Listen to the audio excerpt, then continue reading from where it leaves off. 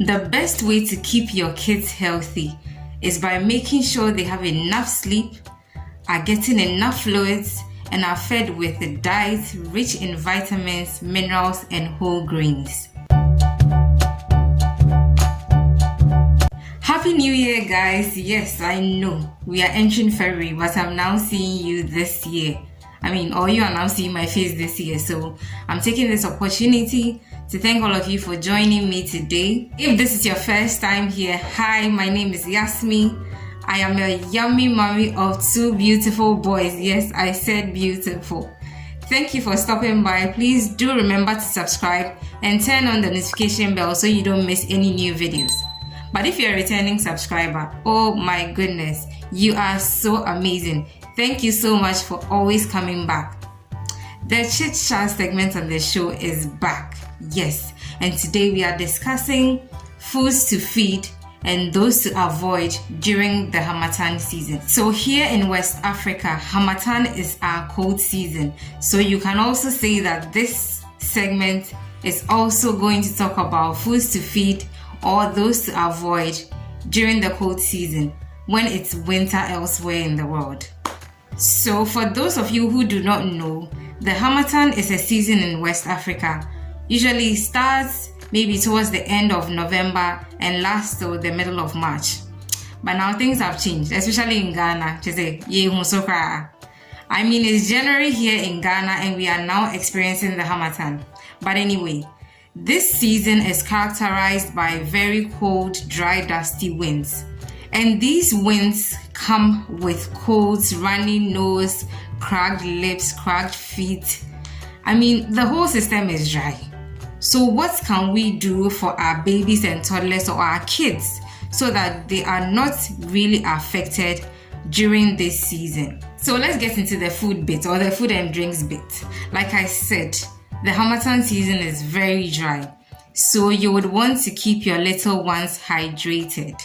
So whether they are on breast milk or formula, please continue to offer such, especially the kids or the babies who are 6 months and below, and those who have not started solids. Please go on and keep offering the breast milk and formula as much as they want it, because that is the only way you're sure that they have enough water in the system.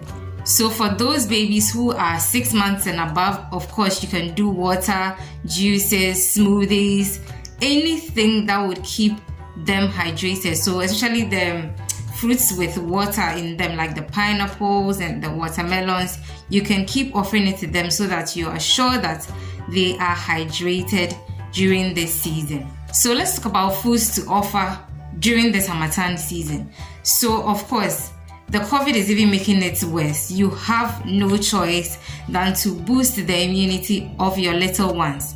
So you're going to consider foods that are first of all rich in vitamin C. We are talking the oranges, the potatoes, the leafy vegetables. We have the contomere and the spinach and all that. You can incorporate these in their meals so that you are sure that they are getting their daily dose of vitamin C. Another great nutrient your little bloomer will need during this Harmattan season is vitamin E. So this vitamin is present in milk, avocado, eggs. So as much as possible, these are things you could especially incorporate in their breakfast. So do not slack. Give my little ones these nutritious foods so they are kept healthy during this Harmattan season. Also, we would want to pay attention to foods containing beta-carotene and zinc. So we are talking sweet potatoes, carrots, spinach. All these foods are rich in beta-carotene and zinc and would make sure that your child's immunity is boosted. And also personally, every morning when I'm making porridge for my little ones, I try as much as possible to either add in a pinch of turmeric powder or almond powder just to make sure that they are getting something small into their system every single morning. So it's a tip I'm giving to you guys. You can also do that and it will help a great deal. Moving on to the foods to avoid during this Harmattan season. So first of all, you might want to avoid the refined sugars and sweets. So of course, I cannot say stop giving to them completely. I'm not their mother, But also I would advise that you would reduce their intake of refined sugars and sweets. This will only compound the situation if they are, for example, going to catch a cold or going to get a cough. It will make the matter worse. So please avoid the refined sugars and sweets. Another food group, if I may call it like that, you should avoid during this Harmattan is dried fruits and nuts. I remember when we were quite young, my mother used to say, hey, now it's now making sense after my research and having kids and stuff. You might want to avoid those dry fruits and nuts during this season because it makes, one thing about the Harmattan is that it causes dryness in the throat if you've not really drank enough water. So it doesn't even make sense to be chewing dry things if you understand what I mean. So yes, you are supposed to avoid these dried fruits and nuts. Also, be sure that you're not giving your little bloomers spicy foods and oily foods. So for example, like I said, let's say your little one gets a cold during this season. It will only make matters worse if you're giving them food with too much spice in it. I mean, they already have a runny nose and then the pepper is also giving them extra runny nose. Imagine the discomfort. So you might want to avoid that. As usual, I hope this video has been an exciting and informative one. I am so grateful you joined me on this session.